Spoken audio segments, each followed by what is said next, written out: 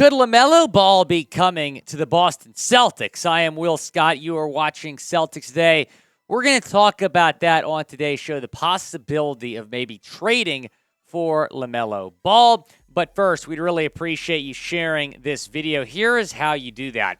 You're going to click the share button, select the Twitter icon, click post Twitter. It helps us get the word out about our channel. We just surpassed 18,000 subscribers, now trying to get to 20,000 during this summer. So be sure to subscribe. Help us grow our Celtics channel here on Chat Sports. Let's talk about LaMelo Ball, the possibility of him coming to Boston. Could a LaMelo Ball for Jaylen Brown swap make sense? Here's what LaMelo did this past season in Charlotte. 23.3 points per game, 8.4 assists per game, 6.4 rebounds per game. He shot 41.1% from the field, just played in 36 games after suffering a season-ending ankle injury. He was an all-star the year prior in 2021-2022.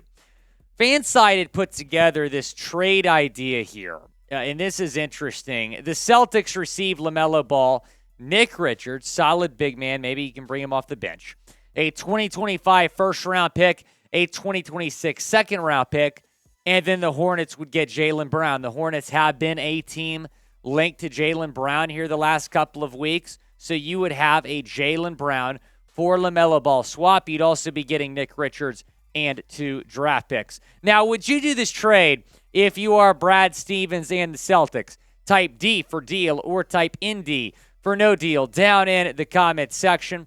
Go down in the comments. Let me know. It is the pinned comment, so reply to it when you get a second. Interesting trade idea here from Fansided. This is a really good haul for Boston. In fact, I would seriously consider doing this if this was on the table.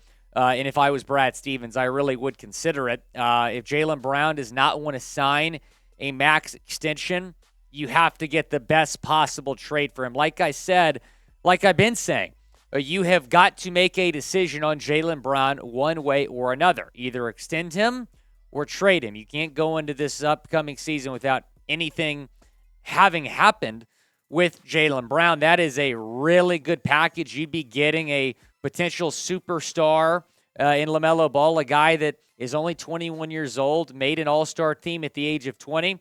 You'd also be getting a solid big man off the bench. That's something you could use, and a first-round pick and a second-round pick. That's a really good haul for Boston if you're talking about a possible Jaylen Brown trade. Now, be sure to subscribe because we cover the Celtics better than anyone. So hit that subscribe button. Also, turn on your notifications because it's the best way to stay in the loop with all things C's. Now, the Celtics would be giving up the best player in this deal, right? Jaylen Brown would be going to Charlotte. This is coming off probably the best season of his career. Best playoffs? No, but best regular season.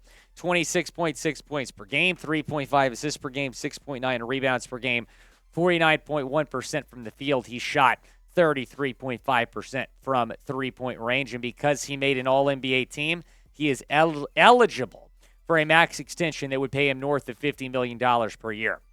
Here's what LaMelo Ball said about Fansided said about the LaMelo Ball trade idea. In terms of return, this deal makes sense for the Celtics. Yes, Boston loses one of their 2 all-star wings, but they gain a potential star guard in LaMelo Ball, who projects to be a better fit alongside Jayson Tatum from a basketball point of view. Nick Richards' inclusion in the deal sweetens the pot as the Celtics need a new big man of the future, and following an impressive season for the Hornets, would likely slot into the rotation as the third-string big man with scope to earn himself a bigger role moving forward. This trade could be a win-win for both the Hornets and the Celtics. So if you're the Celtics, you can get a really talented young point guard to pair alongside Jayson Tatum. Like they said, he might gel better with Tatum than Brown has. That's going to be tough, but I would be excited to watch those two play together, LaMelo and Tatum. And if you're the Hornets, you have not won in a long time. You could use a really proven superstar player like Jaylen Brown. So I could see this deal working out for both sides if it ultimately went down. Now, when you're talking about the Celtics, it's going to come down to this, if this is going to be a successful trade.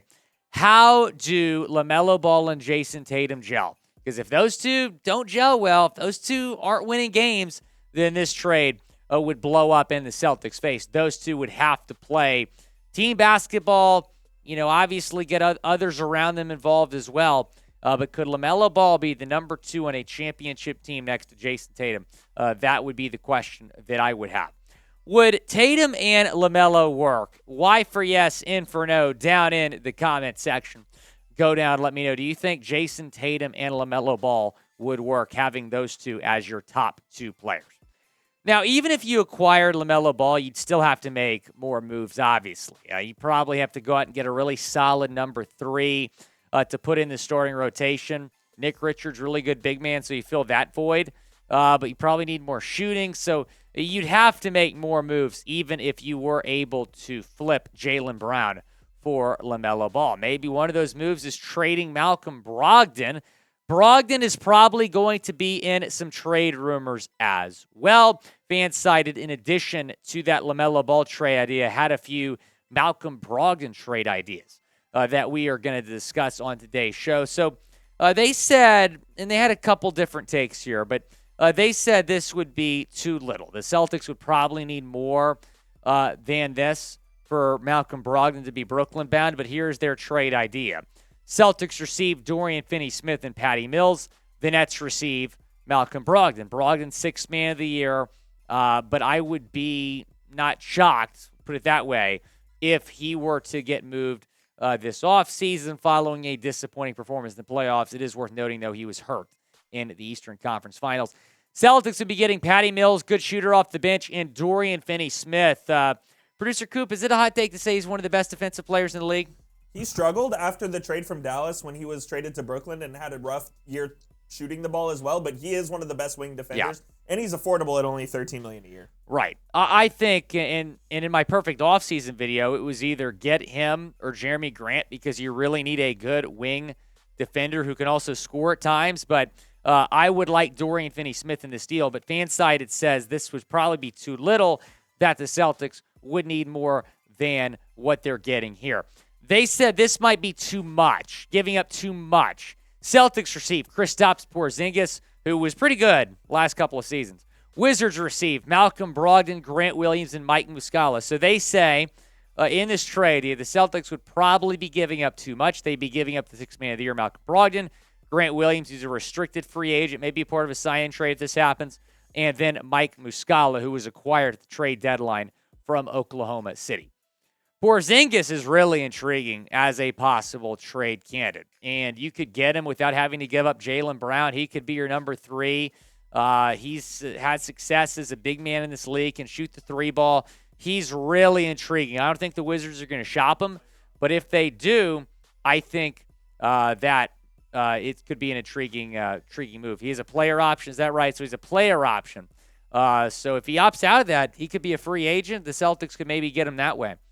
Here is another trade idea from Fansided regarding Malcolm Brogdon. This time he's going to Memphis. Celtics receive Steven Adams and Luke Kennard. Grizzlies receive Malcolm Brogdon and Danilo Gallinari. They said this is just right, so not giving up too little, not giving up too much. I think the Celtics don't win this deal personally. I like Steven Adams. I like Luke Kennard. I'd like a little bit more here from Memphis. Which Brogdon trade idea was your favorite? Type 1, 2, or 3 down in the comment section. Go down and let me know which Brogdon trade idea was your favorite. The first one sent him to the Nets. You get Dorian Finney-Smith and Patty Mills. The second one sent him to Washington. You get Kristaps Porzingis. The third one sends him to Memphis. You get Steven Adams and Luke Kennard. Coop, which one was your favorite? Which one made the most sense for the C's? I think the Porzingis one's great, because I think so. You're getting maybe not the best player in the deal, but I think you're getting the best player out of those 3 deals in return. So right. Porzingis can play either the 4 or the 5. He's sort of like an Al Horford type where he's sort of a hybrid, but he can really knock down the 3 and defend the rim. Now, the big question with Porzingis is obviously his health, but if he stays healthy, he is a very good player and would help the Celtics. And you mentioned the player option. That's very interesting. The fact that he could be a free agent target as well, in addition to a trade target. Yeah, him and Kyle Kuzma both have player options for the Wizards, and it sounds like the Wizards want to keep them both. I would be surprised if Porzingis doesn't opt into his deal and or sign an extension, So I think either way, he would be a trade target for the Celtics, but obviously something to monitor here going forward. Yeah, I think that'd be a really good pickup here for the season if they're able to get Kristaps Porzingis. He's kind of exactly what you need because I think you need more big man depth. Robert Williams is injury prone. Al Horford's getting older. You need more shooting. I think Kristaps makes a lot of sense. Going back to Brogdon, I think it's very possible he could be moved, and some Celtics fans might disagree with me, but I said this right after the season ended. After Game 7 against the Heat, that I do not believe both him and Smart will be back. I think they got to change things up at the point guard position. Be sure to subscribe, youtube.com/CelticsTV. We'll continue to have you covered with Celtics news and rumors.